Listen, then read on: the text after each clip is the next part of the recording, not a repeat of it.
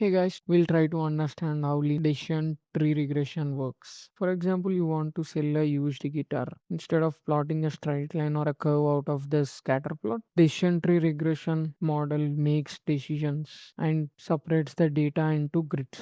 For example, the model creates a partition based on the guitar's age. The model itself asks a question like, is the age of the guitar is less than 3 or not? Based on that, it the model draws a line on the scatter plot which helps to divide the guitars which are having a age of 3 and more. In the same way, the model itself asks 10 to 20 questions and makes a grid based on the questions. So, if a user wants to predict a price of a new guitar, then the model takes the price of the guitar and answers for the questions like, is the age is less than 3, or the guitar is less than 7 year olds, or does the guitar have any scratches visible, or does the strings are original or not? And based on that, the model predicts the price of the guitar. Isn't the model is good? Like, it's very easy to understand. Okay, do you think are there any drawbacks in the decision tree regression? If you think, comment it down. For example,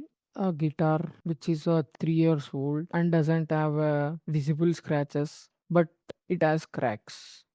The model might have missed this question, and it would place the guitars in the grid, and it predicts the price of the guitar based on the remaining points. So this might lead to some errors in the model. So to overcome or to bypass these kind of errors, we use a random forest. Random forest is nothing but it's a combination of multiple decision trees. If a user wants to predict a price of any guitar, then every decision tree runs these prediction, and it gives an output as a predicted price from the each individual tree, and random forest takes the average of it.